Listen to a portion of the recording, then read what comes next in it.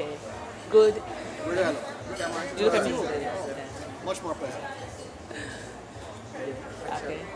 Good evening, Robin. How are you? I'm very well, thanks. How are you? I'm fine. Thank you for being on the show. My pleasure. All right. So I'm going to just run down some of the comments that we've gotten from viewers of the program, and I'd like you to address each one. I hope I can. Okay.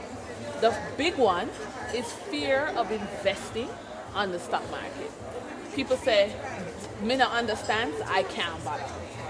How would you address that? You really shouldn't invest in anything you don't understand. That's a basic rule of investment.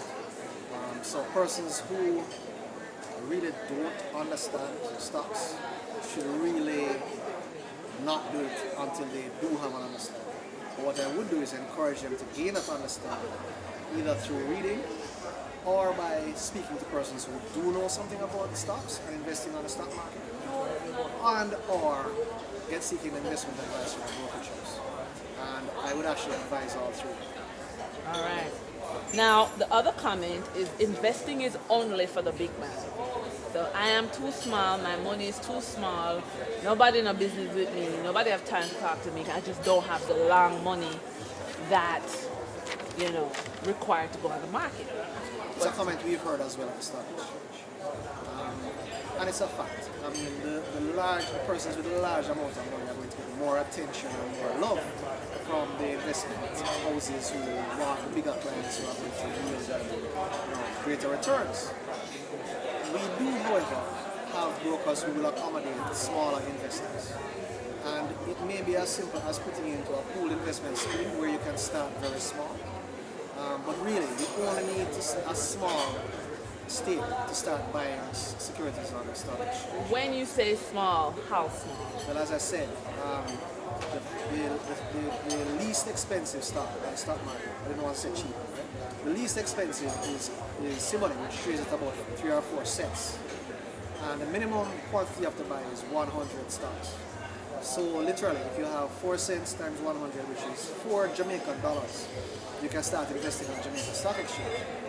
Obviously, the amount of charges you would pay for that wouldn't make sense to buy. You probably pay $1,000 in charges to buy 4 cents or $4 worth of stock, and it may not be a stock you want to buy anyway. So certainly I would recommend that. I'm just emphasizing to make the point that you can start with very small amounts of money. You don't have to come with $100,000, $1 million. You can start much smaller than that. And there are brokers who will give you the time and attention and take you on. And also, many brokers have a program where you, almost like a partner, you can put aside a certain amount every month from your salary, small amounts, and they'll invest it as you go. All right.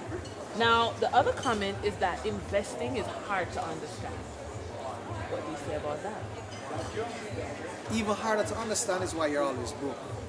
A lot of persons save but don't invest because they say that it's too, you don't want to burn them head.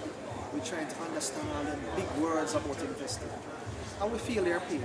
We try to speak in very simple language. Not simplistic and talk down to people, but in regular Jamaican language, all of we can understand, right? Right. The fact of the matter is, if you have your money under your mattress, you're earning zero. If you have your money in a savings basket, you're earning 1%, 2%. That means the inflation never have the whole life. So really you are losing money by not trying to learn more about investments. And it don't have to be a high science thing where, they hurt your head and give you a headache. It's not only for mathematics or anything. It's just getting somebody who will sit down and explain to you very simply. And there are a lot of persons like that around you can find. And you can find them at most brokerage houses. All right. Now, the focus has a lot of people focus on the losses that they hear or they themselves may have experienced. So the question is, could you break it down simply how people make money on the exchange? And why the focus on the losses? Why the focus on it? Well,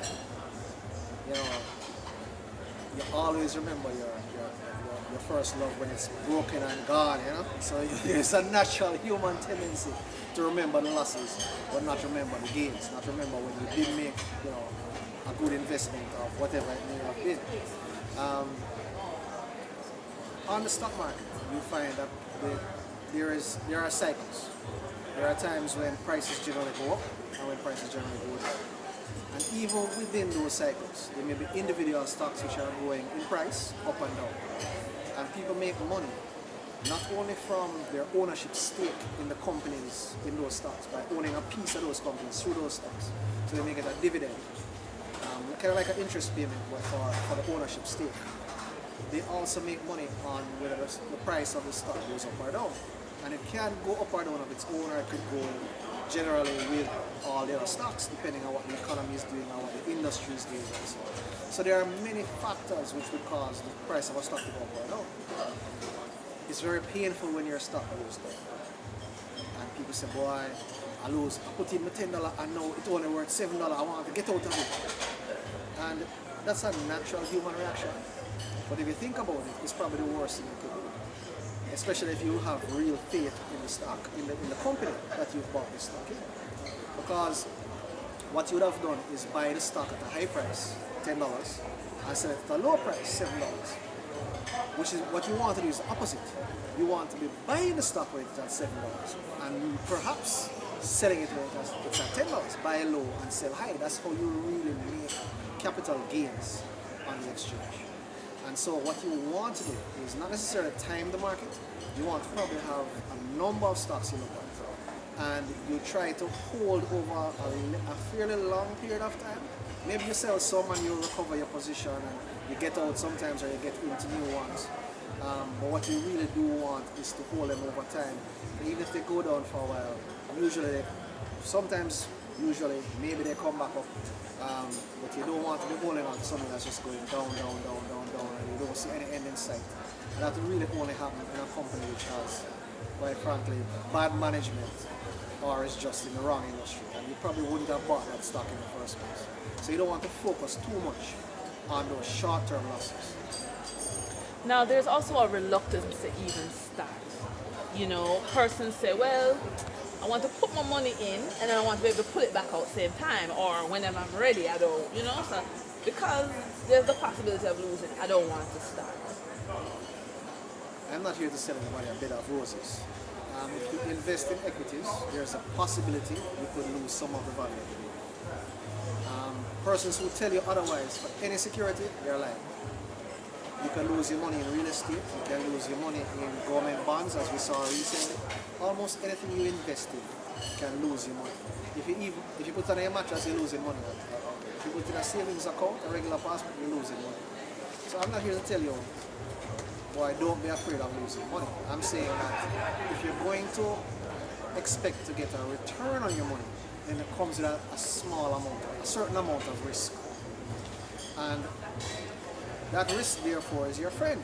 It's a good thing because it means that you are taking a calculated risk, chance, with the expectation that you'll make money. And the number of persons who are making money in this market over a long period of time suggests that this is a risk worth taking. All right. Now, is there anything about just embracing the market? I mean, what is there, 106,000 accounts and we have a population of 2.7 million? Yeah, so is there a message that you want to share with viewers who are sort of on the fence about investing? Well, again, I would say, look at who's in the market. You have some intelligent, usually wealthy people who are in the market. And my father always said, if you want to know where the money is, follow the rich people, right? If they are interested, there's a reason they are interested. They're interested because there's money to be made. And really, our mission at the exchange is to get more persons involved. You heard it this evening at the seminar that it's probably the best kept secret in Jamaica. We're trying to make it the worst kept secret. We're trying to get the word out there. There's money to be made. There are persons making money. These persons are even willing to share with you their secrets to make money in the market. Because quite frankly, and this is something strange, the more persons there in the market, the more the possibilities that even more money will be made. So it really is seen as something that's going to be a win for investors, for the companies that are out here looking for money to invest and employ more Jamaicans, and for the economy, which will benefit from these companies. Okay. Thank you very much. Thank you very much. still think I have a face for radio, so I don't know what we're going to do with all this. Yes. Please don't.